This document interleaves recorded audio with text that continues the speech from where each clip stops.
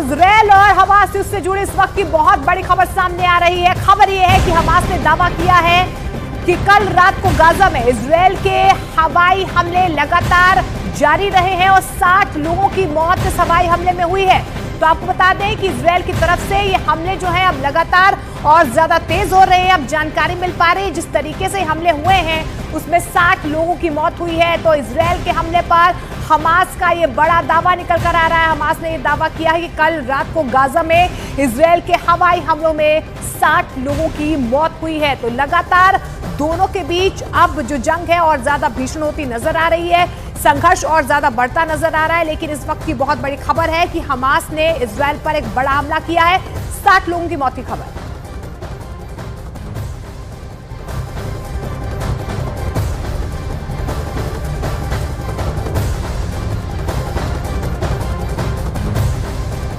Netanyahu ने ये चेतावनी दे दी है कि अगर हिजबुल्लाह ने इजरायल के उत्तरी छोर से जंग छेड़ी तो इजरायल की सेना उसे ऐसा सबक सिखाएगी कि वो कभी युद्ध लड़ने के लायक नहीं बचेगा।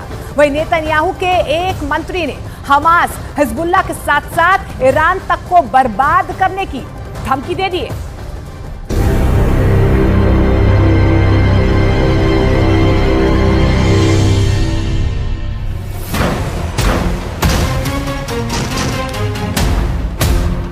इजरायल का टारगेट नंबर 1, इजरायल का टारगेट नंबर 2, इजरायल का टारगेट नंबर 3।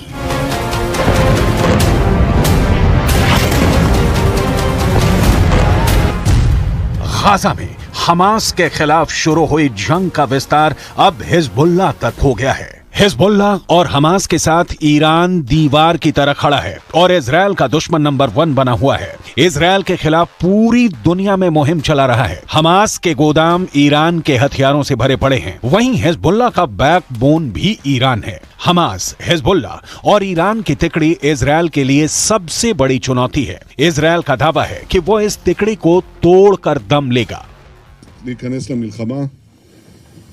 הוא יתגעגע למלחמת לבנון השנייה, הוא יעשה את טעות חייו, ואנחנו נכה בו בעוצמה שהוא לא יכול אפילו לדמיין, והמשמעות לו ולמדינת לבנון היא הרסנית, אבל אנחנו ערוכים לכל תרחיש.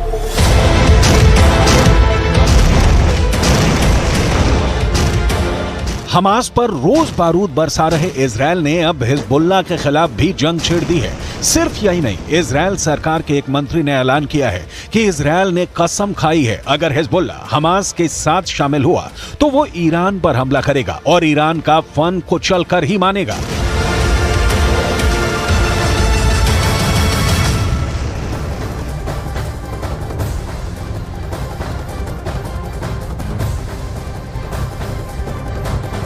उधर इजरायल की सेना ने लेबनान बॉर्डर पर ऐसी तबाही मचाई कि हिजबुल्लाह के कई ठिकानों को निस्तो नाबूद कर दिया गया है।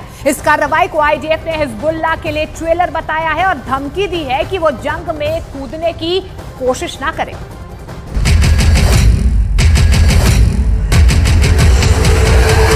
यह हिजबुल्लाह के एक कैंप पर हुई एयर स्ट्राइक का विजुअल है।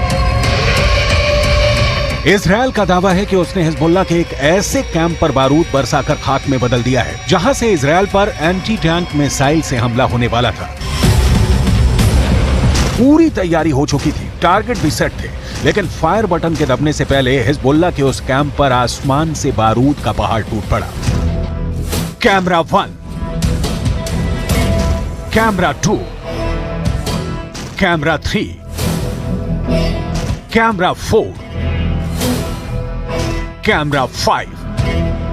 इजरायल के हवाई हमले के बाद हिजबुल्लाह के उस कैंप का क्या हाल हुआ, इसे देखने के बाद बताने की जरूरत नहीं है। हिजबुल्लाह का पहला ठिकाना तबाह, हिजबुल्लाह का दूसरा ठिकाना तबाह, हिजबुल्लाह का तीसरा ठिकाना तबाह,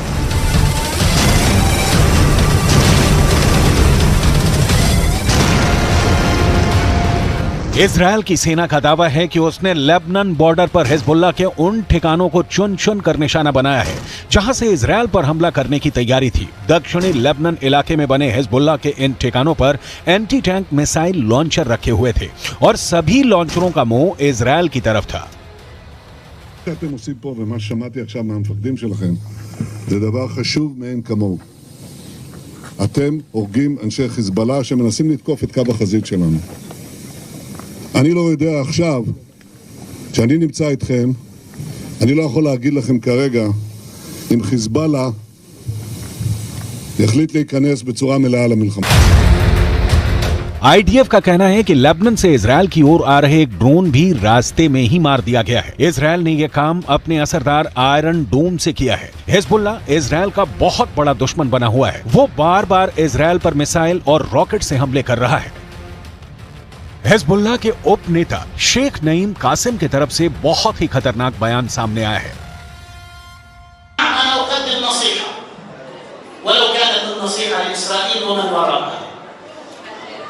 هزمتم شر هزيمة في طوفان الأقصى اكتفوا بها وتوقفوا حتى لا تكون لكم هزيمة أخرى من خلال المتابعة التي ستتابعونها لا أمل لديكم بالنصر। सुना आपने, हिजबुल्लाह के उपनेता शेख नईम कासिम का कहना है कि इजरायल और हमास के युद्ध में हिजबुल्लाह की अहम भूमिका है। अगर जमीनी युद्ध छिड़ा तो हिजबुल्लाह ही असली जंग लड़ेगा। ग्राउंड अटैक की इजरायल को भारी कीमत चुकानी होगी। हिजबुल्लाह के उपनेता शेख नईम कासिम का यह बयान उस वक्त आया है जब इजरायल पर हिजबुल्लाह के कैंपों से रॉकेट और मिसाइलें दागी जा रही थी। जवाब में दक्षिणी लेबनान बॉर्डर पर हिजबुल्लाह के कैंपों को इजरायल हवाई हमले कर मिट्टी में मिला रहा है। इजरायल लेबनान बॉर्डर पर तनाव चरम पर है। 7 अक्टूबर के बाद हिजबुल्लाह भी इस युद्ध में अभी छोटी छोटी झड़पें हो रही हैं, शामिल हो गया और लेबनान में हिजबुल्लाह के खिलाफ इजरायल ने अपना फ्रंट यहां से खोला हुआ है। ये उत्तरी फ्रंट है जहां लेबनान और हिजबुल्लाह के खिलाफ इजरायल की सेना है। दक्षिणी फ्रंट जहां हमास के खिलाफ गाजा में इजरायल हमला कर रहा है। तो ये तस्वीरें एक बार फिर 360 डिग्री से एक बार दिखा दीजिए करम, किस तरह के लोकेशन पे है। ये लोकेशन यहाँ ऊंचा है, लेकिन अगर आप थोड़ा सा कुछ मीटर आगे जाएंगे तो वहां से लेबनान का लोकेशन थोड़ा सा स्ट्रेटेजिकली, वो क्योंकि ऊंचाई पे है, हमें जो जानकारी जितना हमने जाना है, लेकिन इजरायल की सेना जो है वो यहाँ तैनात है ताकि अगर पूरी तरह से नॉर्दर्न फ्रंट खुल जाता है तो यहाँ भी वो लड़ाई कर सके।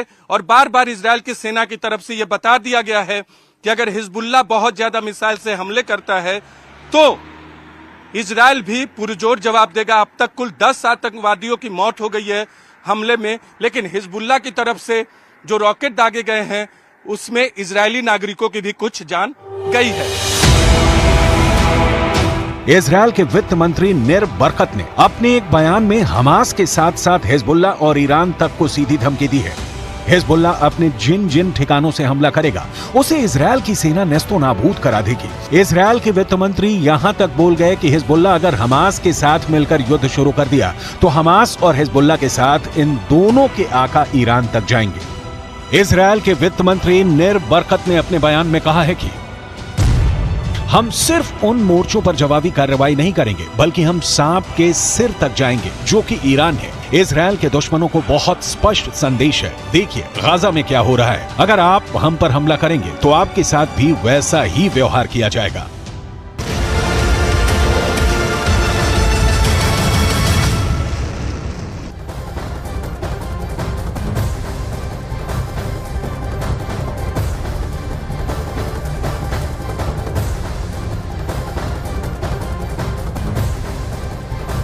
इजरायल जंग में हमास का साथ देने का ऐलान कर चुका हिजबुल्लाह लगातार वेस्ट बैंक की तरफ से इजरायल को घेरने की कोशिश कर रहा है। उसके लड़ाकों ने वहां पर बमबारी शुरू कर दी है।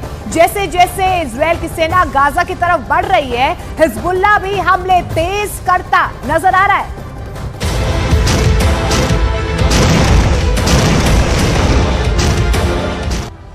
इजरायल और हमास के युद्ध में ईरान हमास के साथ खड़ा है। हिजबुल्लाह ने भी हमास का समर्थन किया है। ऐसे में अगर गाजा से इजरायल की जंग और आगे बढ़ती है तो इसके तेहरान तक पहुंचने में भी देर नहीं लगेगी। ऐसे में अगर इजरायल और ईरान के बीच युद्ध शुरू हो गया तो वो गाजा की जंग से भी भयंकर साबित होगा। वजह है दोनों देशों के पास हथियारों से भरा हुआ गोदाम, एक से एक बढ़कर खतरनाक मिसाइलें हैं दोनों के पास में। हम आंकड़े दिखाते हैं और तुलना करके आपको बताते हैं ईरान के पास में कितने सक्रिय सैनिक और इजरायल के पास में। इजरायल के पास में सक्रिय सैनिक की संख्या है 1,73,000, वहीं ईरान के पास ये संख्या बड़ी है, 5,75,000 उसके पास सक्रिय सैनिक है। इसके आगे बढ़ते हैं और आगे के आंकड़े भी आपको रिजर्व सेना के बताते हैं। रिजर्व फोर्स ईरान के पास है 3.5 लाख। वहीं अगर हम इजराइल की बात करते हैं तो यह आंकड़ा है 4,65,000। ये रिजर्व फोर्स का आंकड़ा है इजराइल और ईरान के बीच में जब आप कंपैरिजन करते हैं।